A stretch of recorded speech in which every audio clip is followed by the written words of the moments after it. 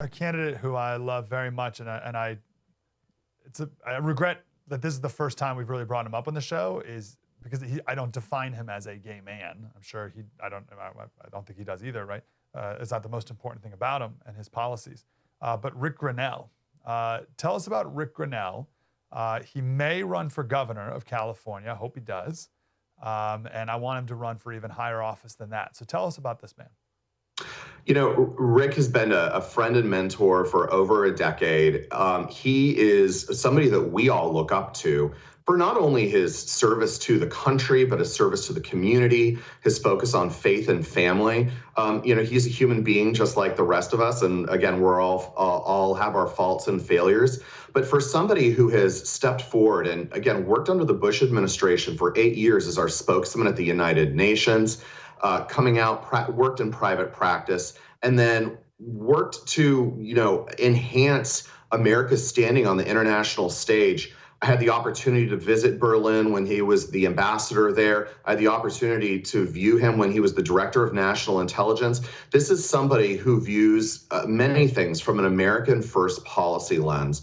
And when I saw what he did in America for standing up for our values and standing up for taxpayers and freedom fighters in America and Western Europe, when I saw him as the acting director of national intelligence, working rapidly to expose the deep state, to pull back the bureaucracy and the red tape, to unmask those Russia files so that people could see in broad daylight what our intelligence services were doing, what the Democrats were doing, the lies that were being manufactured and being respun by the mainstream media, by Democratic leadership in Congress, and now even people in the White House.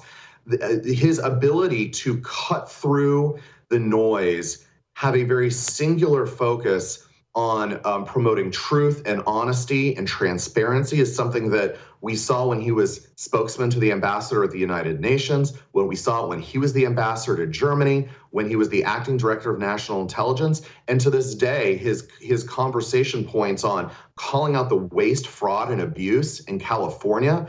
My home state, born and raised native in Los Angeles. San Pedro is my home. It kills me to see what's going on. Ric's voice is a welcome call to be able to bring attention to the disaster that is the Democratic leadership in Sacramento. And again, yes, he's admitted that he's considering potentially running in this special election. We've got a bunch of candidates running, but we need all candidates to embrace Ric's style of transparency, directness, and honesty to really mount a campaign to bring Californians together. All the policies and platforms you talked about. I love the two moments in particular. He called out the press.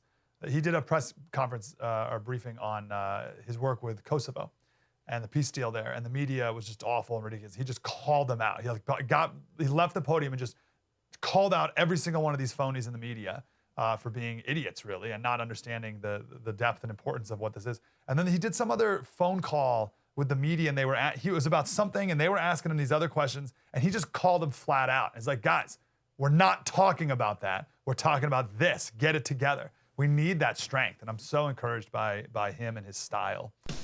Wow, that was deep and insightful.